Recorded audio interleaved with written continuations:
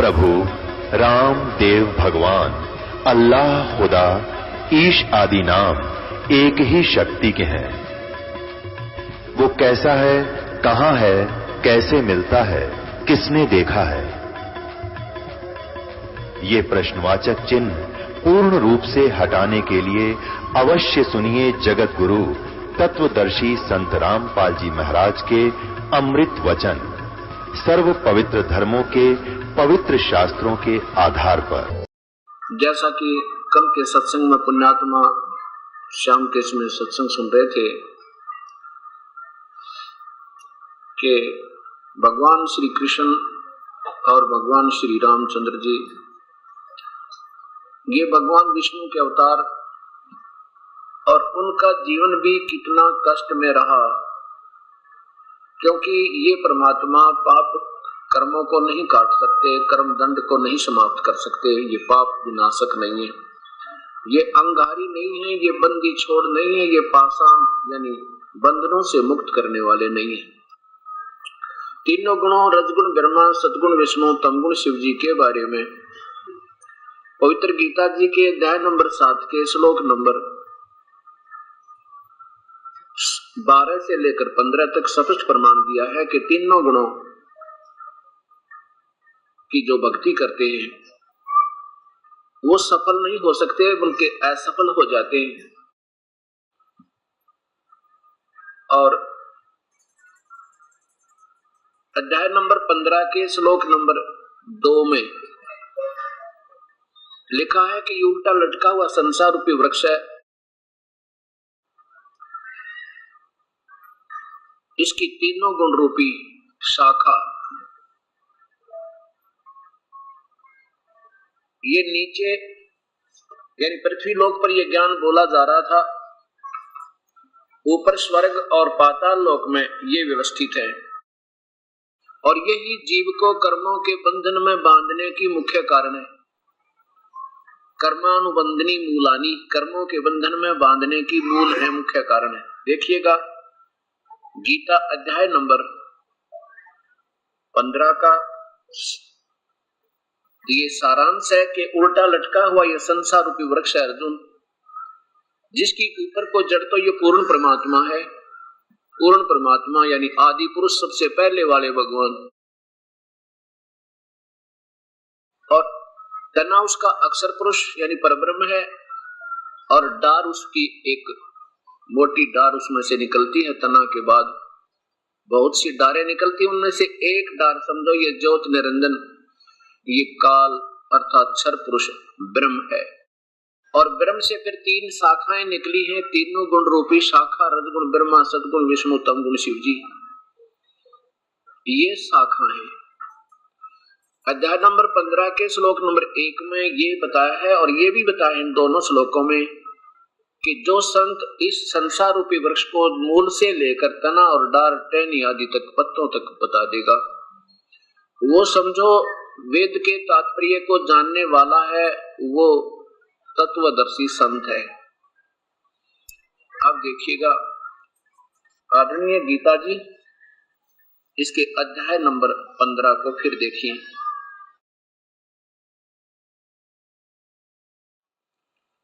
अथ पंथ 10 अध्याय यानी 15वां अध्याय।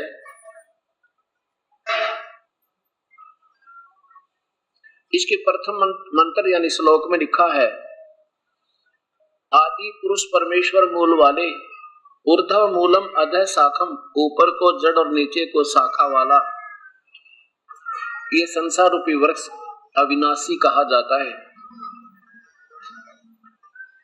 ऊर्ध्व माने ऊपर को जड़ तो वो पूर्ण परमात्मा है। आदि पुरुष माने जिसने सबसे पहले सारे ब्रह्मांड रचे थे। ये आदि पुरुष परमेश्वर मूल वाले, ये पूर्ण परमात्मा तो जड़ है उस संसार रूपी वृक्ष की, यानी यहीं से खुराक चलती है और यहीं सब पत्तों और टहनी और डारों को प्रवेश करती है। तो आदि पुरुष परमेश्वर तो समझो जड़ है, और अधः शाखम नीचे को शाखा जो है इसकी, ये हिंदी इनका अनुवाद सही नहीं है। नीचे को शाखा, ये नीचे को शाखा, रजगुण ब्रह्मा, सतगुण विष्णु, तमगुण शिव जी। और अधः शाखा यानी नीचे को शाखा वाले, शाखम अश्वत्थम संसार रूपी पीपल के वृक्ष को अविनाशी कहते हैं, वेद जिसके पत्ते कहे गए हैं।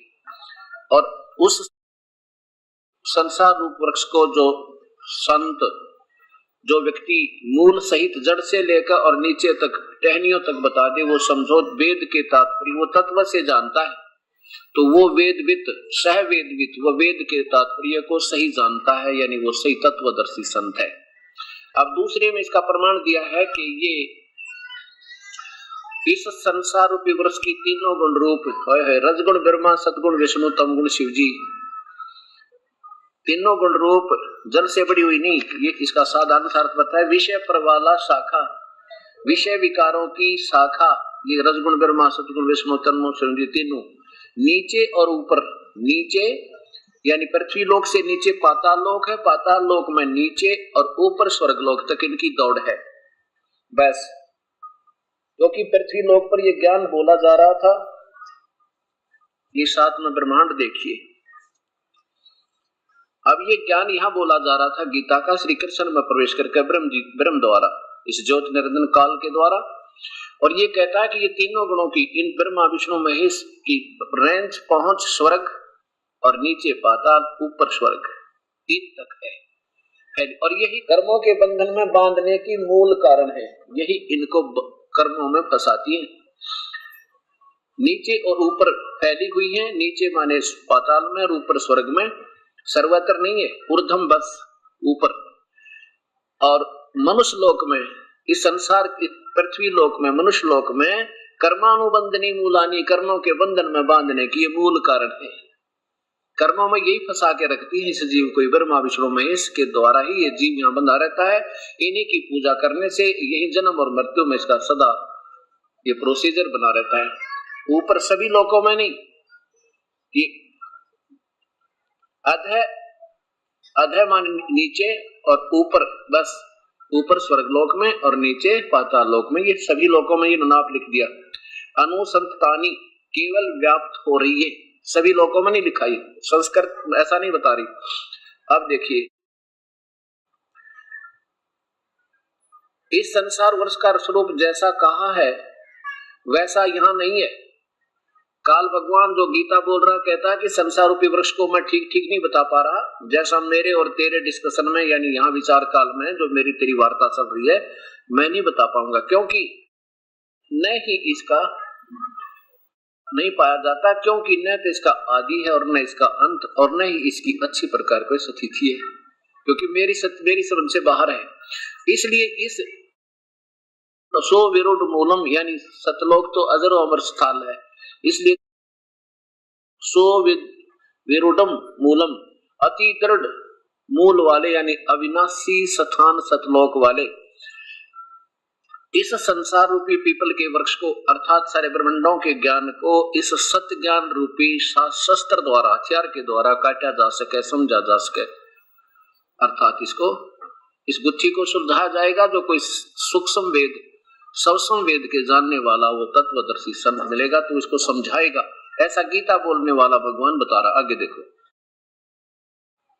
चौथे श्लोक में स्पष्ट कर दिया, अर्जुन तेरा कभी भाग उदय हो जावा, ये तत्वदर्शी संत तुझे मिल जावे, उसके पश्चात उस परम पद रूप परमेश्वर को भली भांति खोजना चाहिए, जिसमें गए हुए व्यक्ति यानी साधक पुरुष फिर लौटकर इस संसार में जन्म मृत्यु में नहीं आते। और ये परमात्मा कौन है? ये वही परमात्मा है जिस परमेश्वर से इस सारे ब्रह्मांडों की रचना हुई, अर्थात पुरातन संसार वंश की प्रवृत्ति विस्तार को प्राप्त हुई है। उसी आदि पुरुष नारायण परमेश्वर की मैं शरण हूं, मैं भी उसी की पूजा करता हूं, ये काल भगवान कह रहा है। इस प्रकार दृढ़ निश्चय करके उस परमेश्वर का मनन और निधि ध्यान करना चाहिए, उसी की पूजा करनी चाहिए। अब देखो, अपनी पूजा को तो बताते अर्जुन, मेरी शरण में रहेगा तो जन्म मृत्यु तेरी और मेरी सदा बनी रहेगी। देखिए अध्याय नंबर 4 का और श्लोक मंत्र नंबर 5।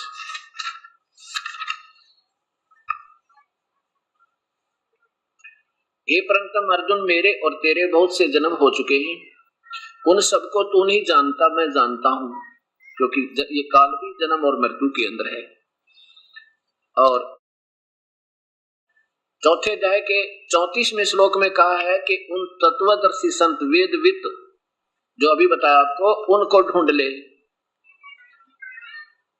उस ज्ञान को, उस परम पिता के ज्ञान को तत्वदर्शी ज्ञानियों के पास जाकर समझ, उनको भली भांति दंडवत प्रणाम करने से, उनकी सेवा करने से और कपट छोड़कर उनका सरलता पूर्वक प्रसन्न करने से परमात्म तत्व को भली भांति जानने वाले ज्ञानी महात्मा तत्व ज्ञान का उपदेश करेंगे, तुझे इस तत्व ज्ञान का उपदेश करेंगे। अब आप कहता कि मैं नहीं जानता उस परम पिता के पूर्ण ज्ञान को, वो तो वो संत हैं और मैं भी उसी के अधीन हूं, उस परम पिता के। अब ये अपने 15वें अध्याय के श्लोक सुने, और कि ये कर्मों के बंधन में बांधने की ये ब्रह्मा विष्णु महेश मुख्य कारण है। ये तो काल ने, ब्रह्म ने अपने सिर से बला टाल के और इन ब्रह्मा विष्णु महेश के ऊपर सौंप दी। और जबकि 7वें अध्याय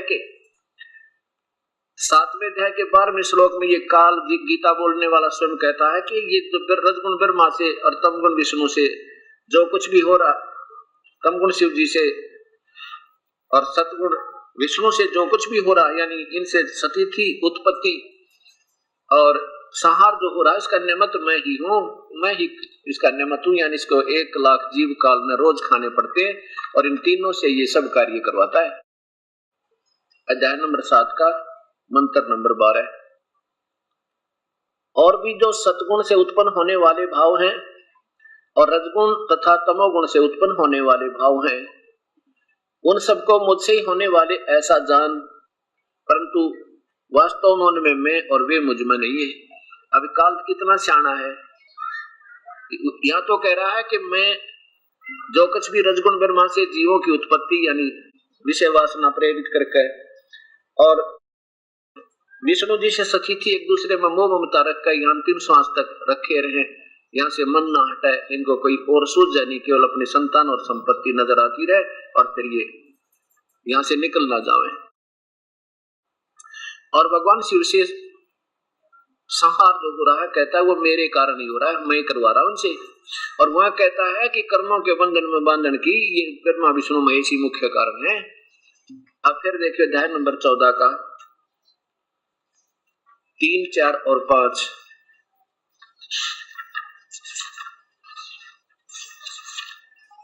क्या कहता है ये काल भगवान कि ये दुर्गा प्रकृति तो मेरी पत्नी है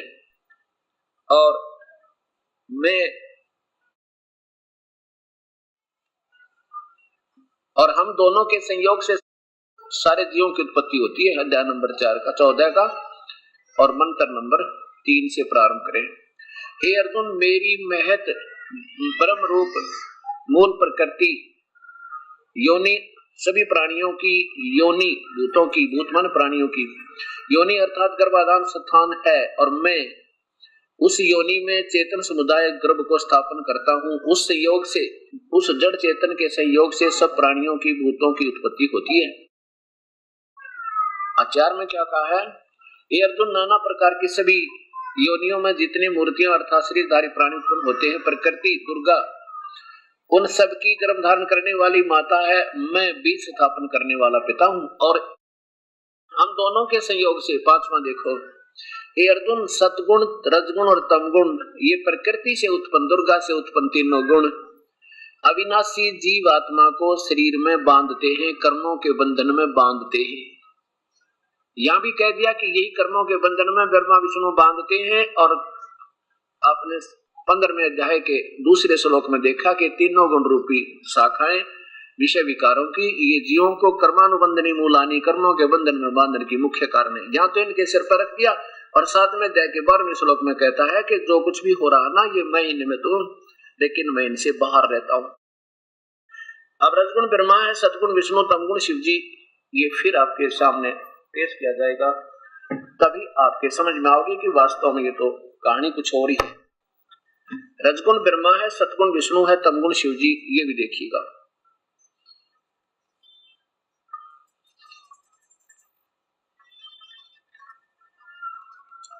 ये है देवी भागवत अथ देवी भागवतम सभास्तिकम समात्यम। खेमराज श्री कृष्ण दास प्रकाशन, बंबई। इसके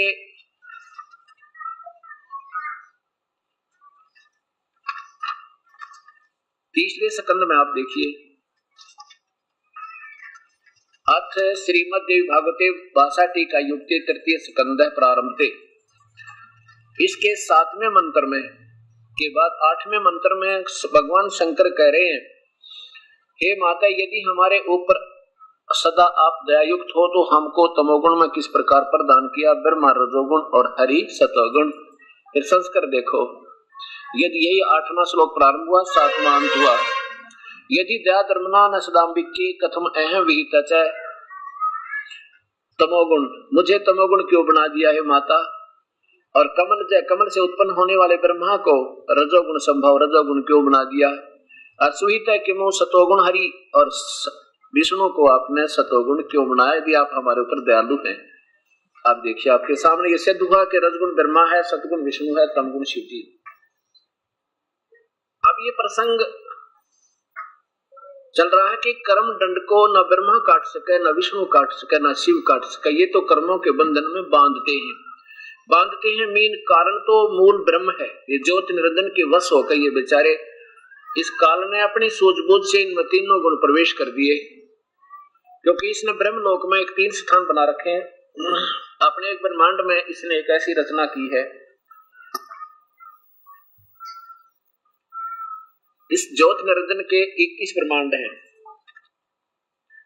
ये ज्योति निरंजन के 21 ब्रह्मांड हैं। ब्रह्म कहो, ज्योति निरंजन कहो, इसको क्षर पुरुष कहो, ईश कहो। इसने 20 ब्रह्मांडों को, ये एक ब्रह्मांड है, ऐसे 5 ब्रह्मांडों का एक ग्रुप बना के एक महाब्रह्मांड बनाया। ऐसे 4 महाब्रह्मांडों में 20 ब्रह्मांडों को रोक दिया, 5-5 का ग्रुप बना के। और 21 में को एक महाब्रह्मांड तुल इसने स्वयं स्थान ले रखा है। यहाँ पर ये नकली सतलोक, अलखलोक, अगमलोक, अनामी लोक बना रखे हैं। और यहाँ स्वयं 1 लाख प्राणियों के सूक्ष्म शरीर को तपस्या पर भून के उनमें से गंध निकालता है। और इतने तड़पते हैं ये प्राणी, वहां पर बहुत बुरा हाल हो जाता है। फिर कर्म आधार पर अपने इन ब्रह्मांडों में भेज देता है। ये काल का जाल है। इनमें से एक ब्रह्मांड, जो ये एक ब्रह्मांड है, उसकी अब विस्तृत व्याख्या देखिए। ये एक ब्रह्मांड आपने देखा था, ये है वो सारा। इसको अंड भी कहते हैं, इसी को पिंड भी कहते हैं, इसी को ब्रह्मांड भी कहते हैं। अब यहाँ इस काल ने एक ब्रह्मलोक बनाया है। ये स्वयं ज्योति निरंजन, ये ब्रह्म काल महाविष्णु इस सब एक रजोगुण प्रधान क्षेत्र बनाकर या महाब्रह्मा के रूप में स्वयं रहता है। और दुर्गा शेरा वाली को महा सरस्वती के रूप में रखकर यहाँ इनके संयोग से जो पुत्र उत्पन्न होता है उसको रजोगुण बना देते हैं। और ये रजोगुण प्रधान क्षेत्र है और उसका नाम ये ब्रह्मा रख देते हैं। फिर उनको बेहोश कर देते हैं। इसके बाद ये एक सतोगुण प्रधान क्षेत्र बना रखा। इसमें स्वयं ये काल महाविष्णु बनकर और दुर्गा को मां सावित्री, पार्वती, महालक्ष्मी रूप में रखता है। स्वयं महाविष्णु बन जाता है और दुर्गा को महालक्ष्मी रूप में रखता है। यहाँ इनके संयोग से इस सतोगुण प्रधान क्षेत्र में जो पुत्र उत्पन्न होता है उसको सतोगुण बनाकर और उसका नाम विष्णु रख देते हैं। फिर इनको बेहोश कर देते हैं। उसके बाद ये तमोगुण प्रधान क्षेत्र है। ये स्वयं सदाशिव, ये महाशिव का रोल स्वयं ये काल करता है और पार्वती रूप में दुर्गा को रखता है। इनके संयोग से जो यहाँ पुत्र उत्पन्न होता है उसको तमोगुण बना देते हैं और इसका नाम शिव रख देते हैं। अब तीनों को बेहोश कर देते हैं। अब ये बेचारे इनकी ही सूझबूझ से ये गुण युक्त हो गए। अब इनका दोष कति नहीं, लेकिन अब जो गुण हो गए तो कर्म इनके जो के तो ही रहेंगे, लक्षण वही रहेंगे। अब ये समझना अपन। अब गीता जी के 7वें अध्याय के 18वें श्लोक में ये ज्योति निरंजन काल ब्रह्म गीता बोलता हुआ कह रहा है कि तीनों गुणों की भक्ति तो मूर्ख लोग करें। रजगुण ब्रह्मा, सतगुण विष्णु, तमगुण शिव जी। अध्याय नंबर 7 के 12 से लेकर 15 तक, 20 से 23 तक स्पष्ट कर दिया। और अपनी भक्ति भी कहता मेरी भी घटिया है, क्योंकि मेरी पूजा से जीव के कर्म दंड नहीं कटे और 84 लाख योनियां नहीं मिट सकती, जन्म और मृत्यु बनी रहेगी। वो परमात्मा कोई और है, उसी की रजा से, उसकी कृपा से तू परम शांति और शाश्वत स्थान को प्राप्त होगा। जैसे अपने स्वयं के बारे में चौथे अध्याय के 5वें श्लोक में खुद कहता है कि मेरे और तेरे अर्जुन बहुत जन्म हो लिए,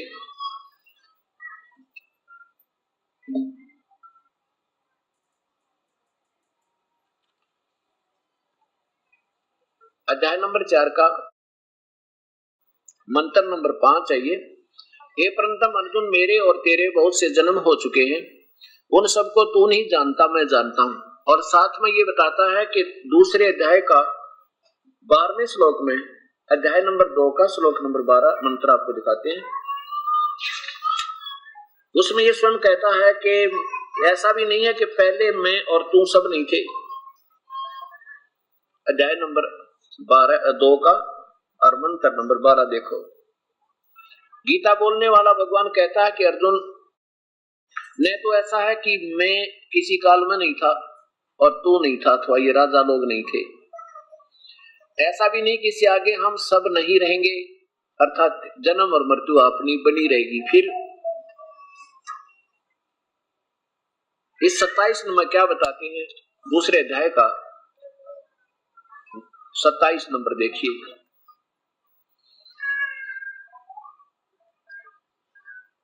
क्योंकि इसके अनुसार जन्मे हुए की मृत्यु निश्चित है और मरे हुए का जन्म निश्चित है। इससे बिना उपाय वाले विषय में तू शोक करने योग्य नहीं है। क्या बता दिया?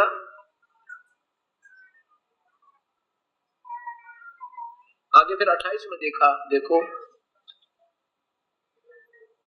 जो जन्म गया उसकी मृत्यु और मृत्यु होगी, जन्म जरूरी है।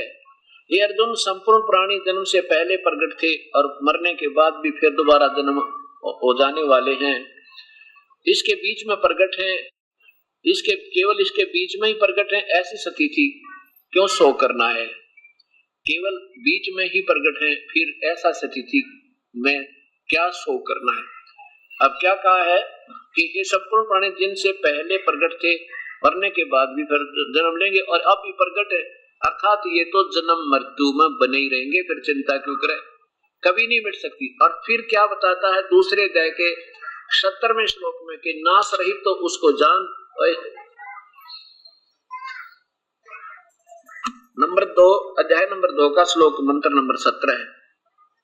नाश रहित यानी अविनाशी तो उसको जान जिससे ये संपूर्ण जगत दृश्य वर्ग व्याप्त है और उस अविनाशी का विनाश करने में कोई भी समर्थ नहीं है। क्या बताते हैं कि वास्तव में अविनाशी वो परमात्मा। और इसी का 15वें अध्याय का 16 और 17 श्लोक यही स्पष्ट करता है कि दो भगवान हैं अर्जुन, अपने आप को सर बताता है नाशवान और अविनाशी अक्षर पुरुष, और कहते हैं वास्तव इन दोनों से भगवान वास्तव अविनाशी, तो इन दोनों से कोई और है। अध्याय नंबर 15 का श्लोक मंत्र नंबर देखिए 16 नीचे। द्वौ इमौ पुरुषौ लोके छर्चे अक्षर एवं च, इस काल और परब्रह्म के लोकों में ये दो स्थिति है जीव की, दोनों भगवानों के लोक में। ये क्षर पुरुष, ये पुरुषौ दो जगह लगेगा। क्षर पुरुष माने ये नाशवान भगवान ब्रह्म, अक्षर पुरुष ये परब्रह्म। इन दोनों के लोकों में ये दोनों दो नाशवान भगवान, नाशवान और अविनाशी, ये दो भगवान हैं, दो प्रभु हैं। इसी प्रकार इनके शरीर, इनके लोक में जितने भी इनके अंतर्गत प्राणी आते हैं, उनके जीव आत्मा तो अविनाशी ही रहती है, और सूक्ष्म ये स्थूल शरीर में चाहे देव हो चाहे महादेव, ये स्वयं भी नाशवान है, ऐसा कहते हैं। आगे देखो, लेकिन तीसरा भगवान जो है इन दोनों से न्यारा, उसके शरीर, उसका शरीर भी अविनाशी, उसमें गए हुए प्राणी भी सदा अविनाशी, उनका कभी जन्म मृत्यु नहीं होगी। इस नाशवान और इस संसार में नाशवान और विनाशी भी दो प्रकार के भगवान हैं, पुरुष माने भगवान हैं।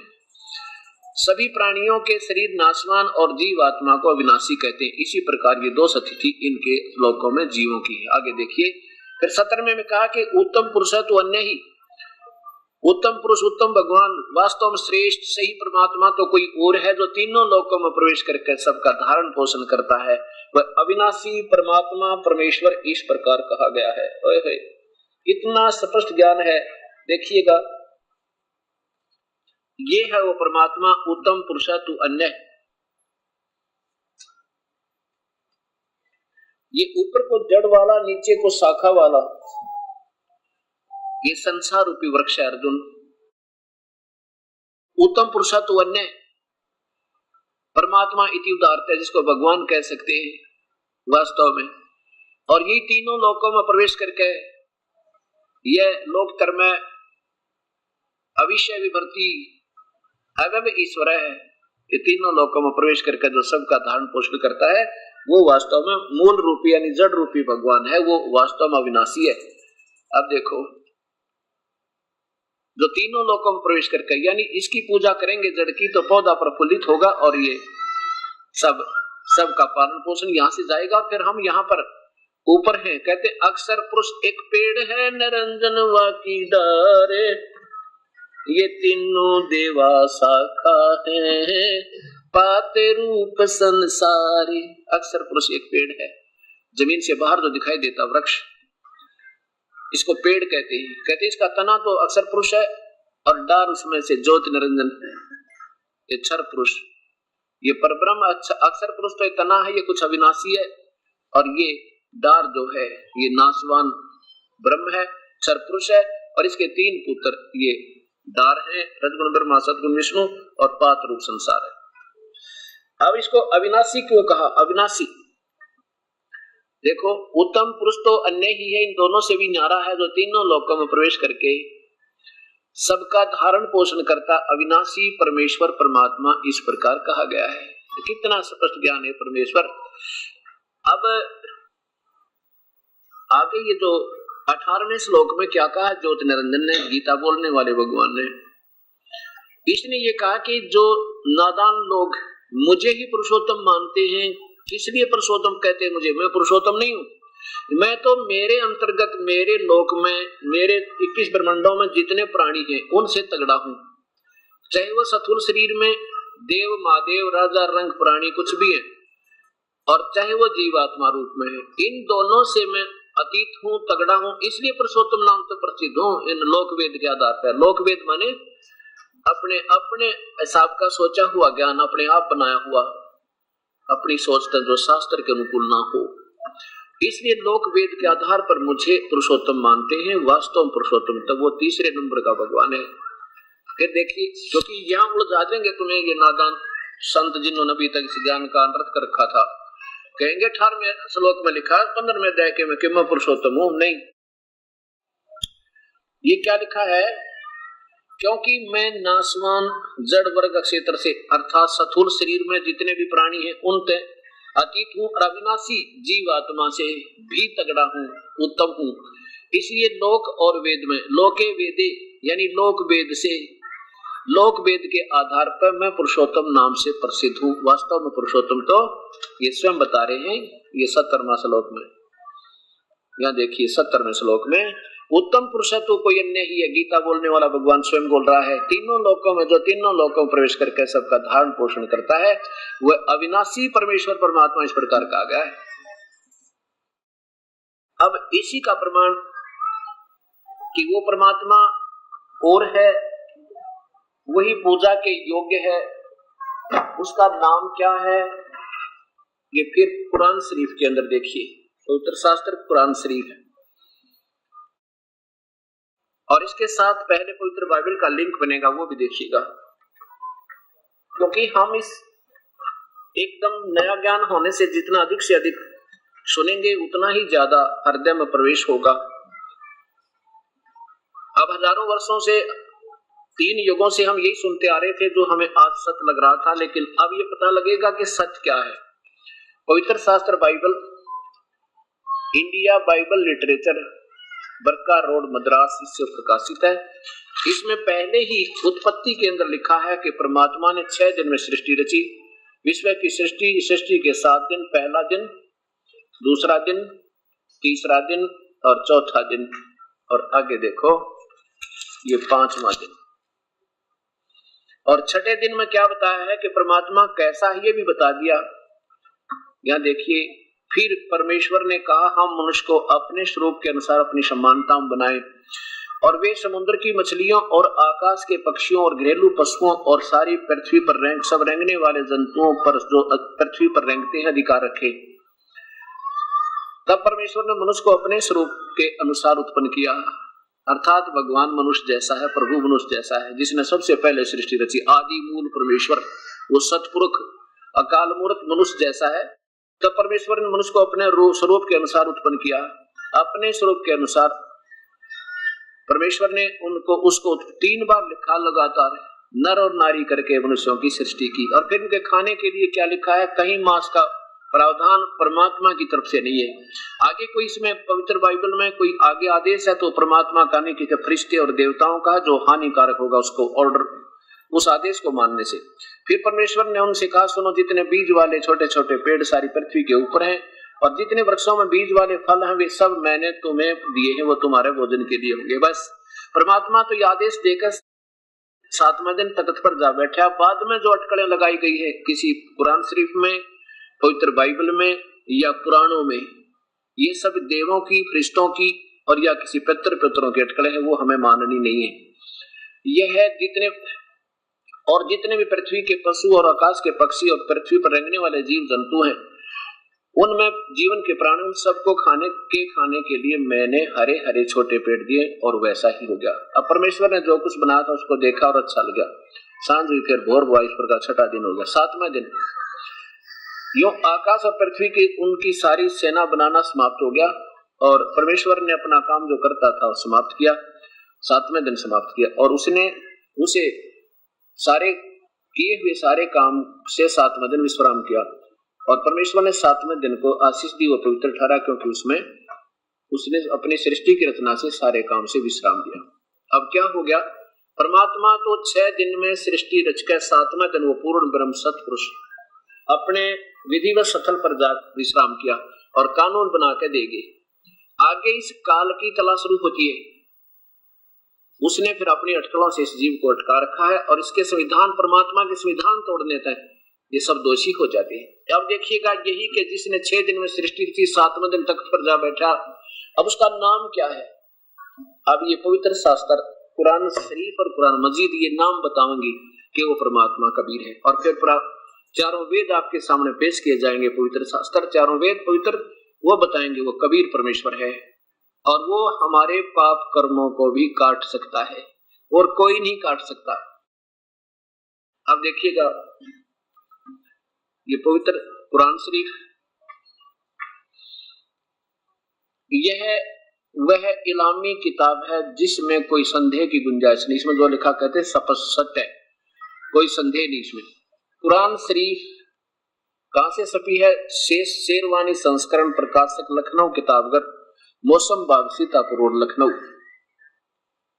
और अंदर भी देखिए इसका प्रकाशन, लखनऊ किताबघर, मौसम बाग, सीतापुर रोड, लखनऊ। इसमें सूरत फुरकानी नंबर 25 में ये स्पष्ट किया है कि वो परमात्मा कबीर है, जिसने 6 दिन में सृष्टि रची और 7वें दिन तख्त पर जा बैठा है। उसका नाम कबीर है। कुरान शरीफ सूरत फुरकानी 25, ये पूरा का पूरा प्रश्न, इस पवित्र शास्त्र का पूरा प्रश्न ज्यों का त्यों है। इसको फिर देवनागरी लिपि में भी ज्यों की त्यों अरबी को भी लिखा है, और फिर इनका अनुवाद भी हिंदी में देवनागरी में किया है। बहुत अच्छी मेहनत की है इस लेखक ने। इसमें लिखा है, 52वीं आयत में लिखा है कि फला तुतियल काफिरिन वजाहिदुम बिही जिहादन कबीरन। ये कबीर शब्द है, कबीर, पूर्ण परमात्मा कबीर। अब इसके लिए फिर और प्रमाण आपको साथ देना पड़ेगा कि ये कबीर शब्द है, इसमें कबीरन लिखा है, और ये पवित्र शास्त्र कुरान मजीद में इसको कबीरा लिखा है। इसको कबीर कहो, कबीरन कहो, कबीरा कहो, उस परमेश्वर का पूर्ण ब्रह्म का ही वास्तविक नाम यही है। कुरान मजीद, इसमें देखिएगा सूरत फुरकानी, कुरान मजीद देखिएगा, कुरान मजीद सूरत फुरकानी 25 नीचे लाना, ये जो की तो वही है और लास्ट में लिखा है ये वही। फला तुतियल काफिरिन ने वजाहिदुम बिही जिहादन कबीरा। कबीरा कबीरा शब्द लिखा है और इसी की 21 नंबर पर फिर देखिए, 21 नंबर पर भी यही कबीरा शब्द लिखा है। ये 21 नंबर आयत में अतुवन कबीरा, ये थोड़ा सा कट गया ये प्रिंट में, कबीरा। और फिर ये तो आपने देखा 52 नंबर में, नीचे देखो 52 नंबर में वही जिहादन कबीरा, कबीर के लिए संघर्ष करना। हजरत मोहम्मद क्या लिखा इधर देखिए 52 में, क्या तुम काफिरों का कहा ना मानो और उनसे इस कुरान के हुक्म पर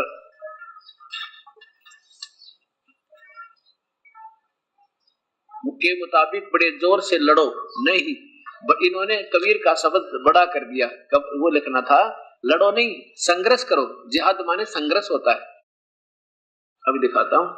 अच्छा, आगे इसमें 58 और 59 आयत में 68 और ये देखो 68 और ना 58 और 59, 58 नंबर आयत में लिखा है इबादही खबीरा, ये कबीरा ही है। इबादही माने पूजा के योग्य, इबादत माने पूजा, इबादही माने पूजा के योग्य, तो खबीरा यानी वो कबीर परमेश्वर है। और फसअल बिही खबीरा, ये कबीरा है।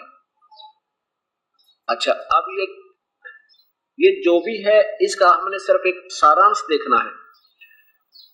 फिर देखिए ये कुरान शरीफ और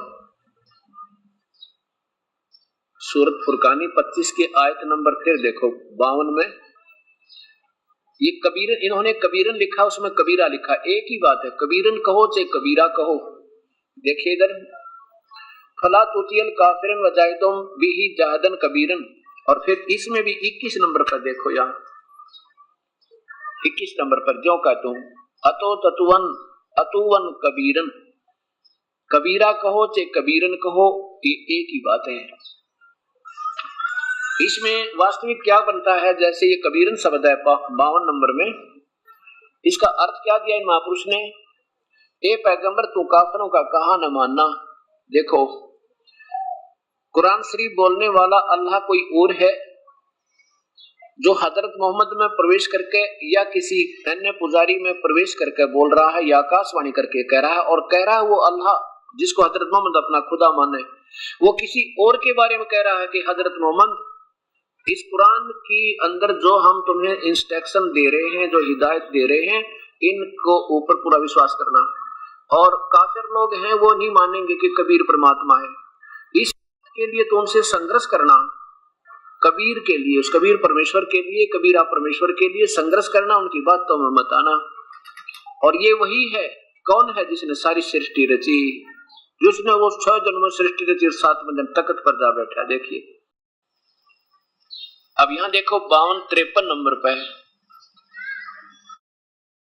ये नीचे आप देख रहे थे कि ए पैगंबर तू काफिरों का कहा न मानना, और इस कुरान की दलीलों से, यानी मैं जो कह रहा हूं इसके ऊपर भी पूरा विश्वास करके उस कबीर के लिए संघर्ष करो। बस बड़े इन्होंने बड़ा शब्द कर दिया, अर्थ कर दिया कबीर का बड़ा। उन्होंने कहा कि कबीर के लिए जोर शोर से यानी संघर्ष करो, उनके साथ जोर शोर से संघर्ष करो, उनका मुकाबला करो, उनकी बात का मत आना, लड़ना नहीं, ऐसा भगवान आदेश लड़ने का नहीं दे रहे। आगे देखो ये खबीरा 58 में खबीरा, 59 में खबीरन। अभी कुरान मजीद में आपने देखा था वो ये खबीरा और ये खबीरा, दोनों खबीरा ही लिखे थे, लेकिन ये कबीरा है, कबीर है इनका अर्थ, और इनका अर्थ भी इन्होंने बड़ा ही किया है। और वही है वो कबीर जिसने 2 दरियाओं को मिला चलाया, एक मीठा और कड़वा पानी, मीठ प्यास बुझाने वाला कड़वा, और दोनों में मजबूत और आड़ बना दी। आगे देखो ए पैगंबर, वो हजरत मोहम्मद का खुदा बोल रहा है, ए हजरत मोहम्मद पैगंबर, हमने तुमको खुशखबरी सुनाने और सिर्फ अजाब से डराने के लिए भेजा है।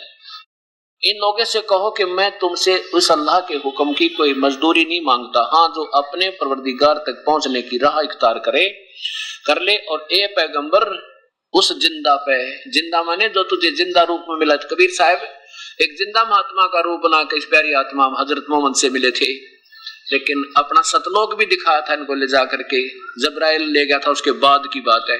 लेकिन वो तब तक इतने डर चुके थे जबराइल के उस बदतमीजी तय, लेकिन इस प्यारी आत्मा ने सतलोक रहना मंजूर नहीं किया। और फिर कह भी रहा वो साफ, क्योंकि ये अपने कागज पूरे रखा है और काम सारे उठ कर आवे, ज्योति निरंजन ये काल भगवान।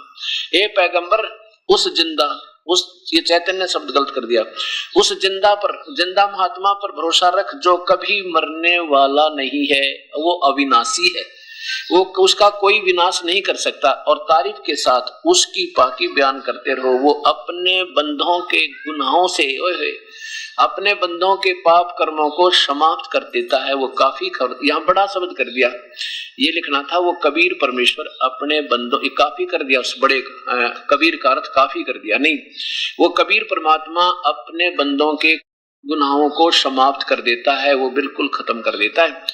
और 59 में क्या कहा कि ये वही है जिसने आसमान और जमीन और जो कुछ उनके बीच में सारे ब्रह्मांडों को सबको 6 दिन में पैदा किया, फिर तख्त पर जा विराजा, जा बैठा तो आकार में। और वो अल्लाह कबीर है, अल्लाहु अकबर है, वो अल्लाह कबीर है, बड़ा कर दिया अर्थ इन्होंने, वो अल्लाह कबीर है, वो अल्लाह बड़ा, वो अल्लाह कबीर है, वो रहमान है। और उसकी खबर किसी बाखबर यानी किसी तत्वदर्शी संत से, इल्म वाले से पूछ। देखो अब कुरान शरीफ को बोलने वाला स्पष्ट कह रहा है वो अल्लाह, वो खुदा, चाहे वो गुप्त रूप में हजरत मोहम्मद में प्रवेश करके काल बोलता है। वो कहते हैं ना, जब वह ऐसी आती थी, घंटियां सी बजती थी और वो तो मुझे बहुत दुखी करती थी, परेशान हो जाता था, क्योंकि इनके अंदर जब वो काल प्रवेश करता था तो इतनी पीड़ा होती थी, इनके सारे हाथ अकड़ जाते थे, ऐसे जबान खुल जाती थी, आंखें फटी फटी हो जाती थी, फिर बोलने लगता था। तो वो काल स्वयं भी बोलता आकर के अंदर, और फरिश्तों के द्वारा भी भेज देता है। ऐसे कुरान शरीफ जब जब वो काल आया, उसके फरिश्ते आए, तो उनके जो लेख थे वो संग्रह कर लिए, उसका एक पवित्र शास्त्र बना दिया। ऐसे ही आज वर्तमान में एक ब्रह्मा कुमारी पंथ चल रहा है, जिसमें इन किसी ब्रह्मा या कुमारी लड़की में एक ऊपर एक प्रेत आत्मा प्रवेश कर जाती है, एक लेखराज शर्मा की, और उसको प्रजापिता बनावे। और वो कहते हैं सदाशिव, ये काल ने वो सर्वशक्तिमान बताते हैं, कहते हैं बस आकार तो है नहीं, केवल ज्योत बिंदु, और वो जो कुछ भी बोल रहे हैं उसको लिखा जा रहा है, वो एक शास्त्र बना लेंगे, एक मजहब का रूप धारण कर लेगा, जो काल तक का ही होगा और जन्म मृत्यु कभी समाप्त नहीं हो सकती। ऐसे देखिए जो है ये, ऐसे इन कुरान उतरी है, जैसे आजकल ब्रह्मा कुमारी वालों के ऊपर ये काल फिर वही जाल फैला रहा है। ये कुरान शरीफ, इसके भूमिका में लिखा है कि ये किस प्रकार कुरान शरीफ लिखी गई, कैसे कलेक्ट की गई, कैसे संग्रह हुआ इसका। कुरान मजीद के उतरने, मजीद और शरीफ दोनों एक ही प्रकार है। कुरान मजीद के उतरने और संग्रह संकलन के हालात देखिए। कुरान मजीद एक पवित्र किताब है जो अंतिम नबी हजरत मोहम्मद सल्लल्लाहु पर उतारी गई। यह अरश कुर्सी के मालिक का कलाम है और उसने स्वयं एक बुजीदा पैगंबर और मुकरब सबसे ज्यादा लोकप्रिय बंदे पर नाजिल किया। किस पर? हजरत मोहम्मद जी पे। इस्लाम का आधार इसी आसमानी फरमान संदेश पर है। जिसने अनुपालन किया है वह इस्लाम के दायरे में दाखिल हुआ है, और जिसने जरा भी अवज्ञा की है तो वो इस पाकीज़ा जमात इस्लाम से अलग हो गया और अल्लाह के बागियों में शामिल हुआ। जब नबी ए करीम सल्लल्लाहु की उम्र, हजरत मोहम्मद जी की उम्र 40 साल की हुई तो उस समय आपको नबूवत प्रदान की गई और रिसालत का ताज आपके सर पर रखा गया।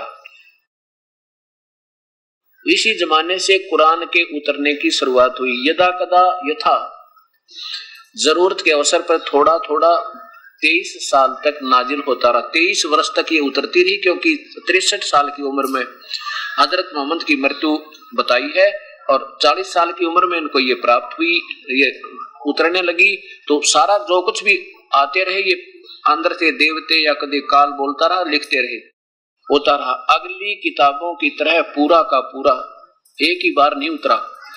हजरत मूसा अलैहि पर तौरात, हजरत ईसा पर इंजल और हजरत दाऊद पर जबूर, ये सब किताबें तो एक ही बार में उतारी गई थी। और सौभाग्य से ये सब किताबें रमजान के महीने में उतरी। इन पर तो एक ही बार उतरी, लेकिन हजरत मोहम्मद पर 23 साल तक लगातार आते रहे, लिखते रहे, बोलते रहे, लिखते रहे। कभी काल आ जाता ये ब्रह्म और कभी इसके देवते फरिश्ते आ जाते। यही सही यह है कि आप हजरत मोहम्मद की नबूवत के बाद रमजान के सबे कदर में पूरा कुरान मजीद लोहे महफूज अल्लाह के पास से उस आसमान पर जिसे हम देख रहे हैं अल्लाह के हुक्म से उतारा गया। और इसके बाद हजरत जबरील इलाही को जिस समय जिस कदर हुक्म हुआ, उन्होंने पवित्र कलमा को बिल्कुल वैसा ही बिना किसी परिवर्तन के, कमी बेसी के नबी सल्लल्लाहु अलैहि वसल्लम तक पहुंचाया। अब देखो अब क्या बताया है इसमें कि ऊपर कोई भगवान है ऊपर, और वो दिखता नहीं, हम नहीं देख सकते उसको क्योंकि उसको अव्यक्त माना है। और वो आदेश देता था जबरील को कि जा ये फरमान लेकर जा हजरत मोहम्मद को, ये बता के इसको ऐसे करे, ऐसे वजू करे, ऐसे इनकी नमाज करे। तो वो आकर के जो का त्यों जो उसका आदेश था ज्योति निरंजन का, वो ही आकर बता देता, कोई फेरबदल नहीं करता था। और कई बार ऐसा होता था कि वो काल स्वयं भी आकर उसमें प्रवेश कर जाता, कई बार तो देवता फरिश्ते सामने आ जाते, और कई बार वो काल स्वयं प्रवेश करके भूत की तरह, प्रेत की तरह, और बड़ा तंग कर होते। पहले घंटियां सी बजती ऐसे ऐसे, फिर उनका शरीर कंपने लग जाता सारा ऐसे ऐसे, जैसे प्रेत आते हैं किसी में। आप देखो यहाँ पर सैकड़ों की संख्या में क्या हालत हुआ करती प्राणियों की, वो स्वस्थ हो गए। अब उनमें कुछ नहीं आता, जो परम पिता के सामने ये नहीं आ सकते। तो इनके अंदर ये काल आता था, और काल आकर के फिर जो बोलता उसको लिख लिया जाता था।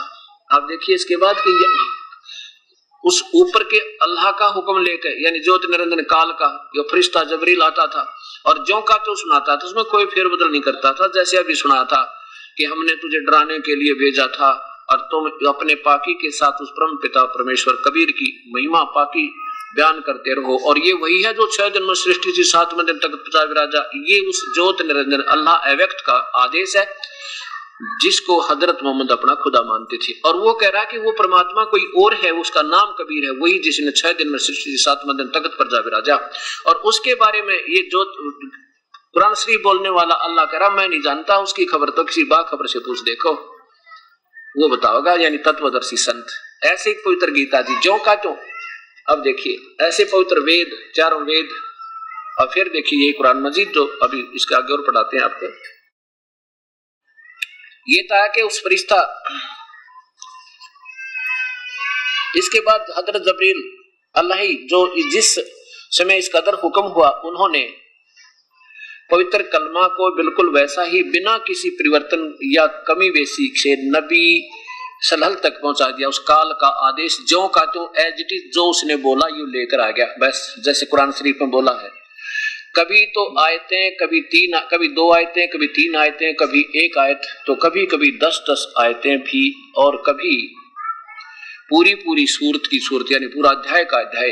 इसी को शरीयत में वह कहते हैं, ये वह कहलाती है। उल्मा विद्वानों ने वह के विभिन्न तरीके बताए हैं, हदीसों से पेश किए हैं। क्या फरिश्ता वह लेकर आए, फरिश्ता स्वयं लेकर आए वह, और या फिर एक आवाज घंटी जैसी मालूम हो। यह स्थिति अनेक हदीसों से साबित है कि यह किस्म वह की सब किस्मों से सख्त थी। बहुत कष्ट नबी सल्लल्लाहु यानी अल्लाह को सल्लल्लाहु मानी हजरत मोहम्मद जी को होता था जब ये घंटी सी बात। एक तो फरिश्ता वह लेकर आए, और एक आवाज घंटी जैसी मालूम, ये 2 प्रकार से आते थे। एक बार तो केवल वो काल आता था, स्वयं उसमें प्रवेश कर जाता था प्रेत की तरह, पहले घंटियां सी बजती मालूम होती थी, और फिर हजरत मोहम्मद का शरीर आकड़ जाता था, कंपने लग जाता था। एक तो 2 तरीके हैं वह आने के, ये कुरान शरीफ के। के ऊपर से उतरने के। एक तो फरिश्ता वह लेकर आया जैसे जबरील लेकर आया, जबरदस्ती दबोच कर डरा कर धमका कर, दम घुटने हो गया, डरा धमका कर वो किताब पढ़ा दी, काल तक की महिमा बता दी। और एक आवाज घंटी जैसी मालूम हो, यह सती थी, ये घंटी वाली जो स्थिति है ये स्थिति अनेक हदीसों से साबित है कि यह किस्म वह की सभी किस्मों में सकती बहुत कष्ट नबी सल्लल्लाहु अलैहि वसल्लम को होता था जब ये काल प्रवेश हुआ था। यहाँ तक कि आपने फरमाया कि जब ऐसी वह यानी घंटी सी बाज के कोई अंदर प्रवेश करता था तो मैं समझता था कि अब जान निकल गई जाएगी। परमात्मा फरिश्ता दिल में कोई बात डाल दे, जैसे हजरत मोहम्मद को ले जा करके उसमें उसकी थाली उलेट दी थी, फरिश्ता आदमी के रूप में आकर बातें करे, यह किस्म बहुत आसान थी, इसमें कष्ट नहीं होता था। हालांकि उसको डराया धमका पकड़ कर दबोचा, इसको तो कहती है तो कोई खास दर्द नहीं था। अल्लाह ताला जागते में नबी सल्लल्लाहु अलैहि वसल्लम के कलाम फरमाए, ऐसा भी सबे मिराज की रात में है, यानी अल्लाह ताला वो खुद काल बोल रहा है, जागते में भी उसको आवाज दे दे। अल्लाह ताला सपने की हालत में कलाम पढ़ाए, यह किस्म भी इस सही हदीसों में साबित है। फरिश्ता सपने की हालत में आकर कलाम करे, मगर अंतिम की दो किस्मों से कुरान मजीद खाली है। पूरा कुरान जागने की स्थिति में नाजिल हुआ है, अगरचे चुक उलमा ने सुर ये तो उन्होंने दिया है अपने हिसाब से। कहते हैं वास्तविकता ये है कि कुरान शरीफ और कुरान मजीद जितने भी हजरत मोहम्मद के पास जो आई हैं, इनमें ये विशेष दो कारण रही, या तो कोई फरिश्ता आ जावे वो लिखवा दे उसको डरा धमका के, और या फिर वो काल स्वयं प्रवेश करके, जब वो प्रवेश करता था तो उसका सारा शरीर जकड़ जाता था, बुरा हाल हो जाता था, और फिर अंदर बैठकर बोलता था उस प्यारी आत्मा हजरत मोहम्मद में, इस काल ने ऐसे सबको गुमराह किया हुआ है। ये प्यारी आत्मा थी, पिछले जन्म जन्म के ऋषि थे, इनमें पिछले संस्कार बहुत अच्छे थे, आगे भक्ति सही बनी नहीं क्योंकि वो शास्त्र साधना काल तक ब्रह्म तक अव्यक्त तक रही। इस प्रकार तो इसमें क्या लिखा है, कुरान शरीफ में लिखा है कि वो कबीर परमेश्वर है, वही जिसने 6 दिन में सृष्टि 7वें दिन तख्त पर जा बैठा, और वो अपने बंधों के गुनाहों को काट सकता है, पाप कर्मों का विनाश कर सकता है, वो वास्तव में अविनाशी है। और उसकी खबर किसी बाखबर से पूछ देखो, यानी वो अल्लाह ताला, जिसको अल्लाह ताला बोलते हैं हजरत मोहम्मद, वो कहता वो कोई और परमात्मा है और मैं नहीं जानता उसके बारे में। इति सिद्धम के चारों पवित्र धर्मों के पवित्र शास्त्र यही बताना चाहते हैं कि और परमात्मा है जो वास्तव में पूजा के योग्य है, उसका नाम कबीर है। अब आपने देखा पवित्र शास्त्र गीता जी में, क्योंकि चारों वेदों का सार गीता जी है, कि वो परमात्मा कोई और है और उसकी खबर किसी बाखबर से पूछो, वो कभी मरने वाला नहीं है। एक भक्त ने दास से प्रश्न किया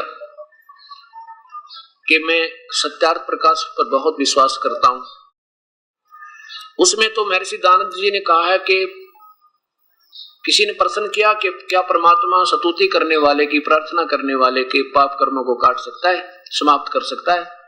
उत्तर दिया महर्षि जी ने कि नहीं, वो नहीं काट सकता, पाप कर्म तो कट ही नहीं सकते। अगर ऐसा करे तो भगवान कहते हैं फिर तो अन्याय हो जावे, वो न्याय नहीं रहा उसका, फिर सब दुराचारी हो जावे। लोग सोचेंगे फिर तो कि ठीक है कितने पाप कर लें, भगवान से प्रार्थना करके कटवा लेंगे।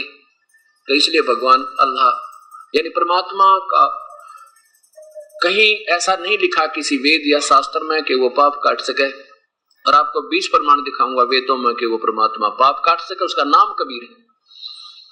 अब देखिएगा सत्यार्थ प्रकाश आदरणीय श्री महर्षि दानंद जी स्वामी विरचित,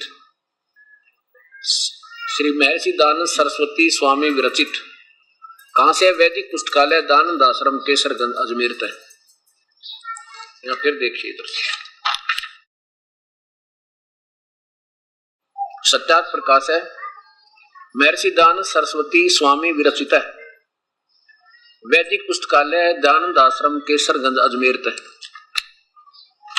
अब इसके 9वें समोल्लास में किसी ने प्रश्न किया, 100 90 पृष्ठ पे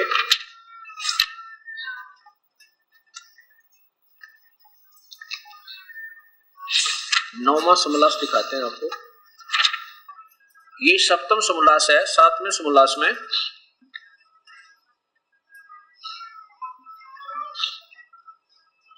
और प्रश्न नंबर 190 पे नीचे देखिए, इसमें लिखा कि ईश्वर साकार हुआ निराकार। उत्तर महर्षि देते हैं निराकार है। अच्छा, 190 पे और 191 पे देखिएगा। 191 पे किसी ने प्रश्न किया कि परमेश्वर की स्तुति प्रार्थना, ऊपर देखना, परमेश्वर क्या चाहता है, परमेश्वर की स्तुति प्रार्थना उपासना करनी चाहिए व नहीं। उत्तर महर्षि जी का करनी चाहिए। स्तुति प्रार्थना और उपासना करनी चाहिए व नहीं। किसी ने प्रश्न किया महर्षि जी से, महर्षि जी उत्तर दे रहे हैं करनी चाहिए। प्रश्न करने वाला कहता है क्या स्तुति करने से ईश्वर अपना नियम छोड़कर स्तुति प्रार्थना करने वाले के पाप छुड़वा देगा? उत्तर महर्षि जी का नहीं। तो प्रश्न करने वाला कहता है फिर तो स्तुति प्रार्थना क्यों करें?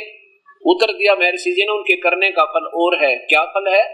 देखो, स्तुति से ईश्वर में प्रीति, उसके गुण कर्म स्वभाव से अपने गुण कर्म स्वभाव का सुधरना, प्रार्थना से निर्भीमानता और उत्साह और साहस का मिलना, और उपासना से परब्रह्म से मेल।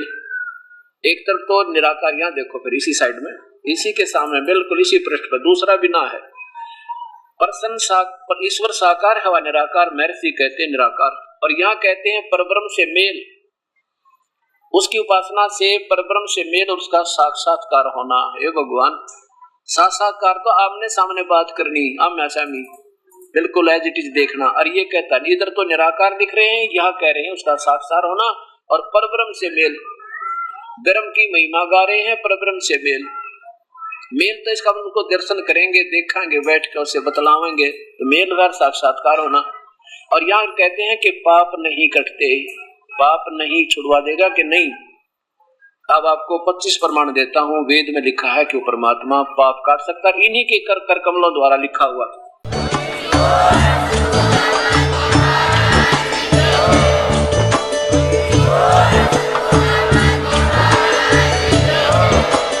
आप सुन रहे थे जगत गुरु तत्वदर्शी संत रामपाल जी महाराज जी के मंगल प्रवचन। अधिक जानकारी के लिए विजिट कीजिए हमारी वेबसाइट www.jagatgururampalji.org। संत रामपाल जी महाराज जी के शुभ आशीर्वाद से पूरे विश्व भर में 500 से भी ज्यादा नाम दीक्षा केंद्र हैं, जिन पर संत रामपाल जी महाराज जी द्वारा ऑनलाइन निशुल्क नाम दीक्षा दी जा रही है। अपने नजदीकी नाम दीक्षा केंद्र का पता करने के लिए संपर्क करें 8222880541।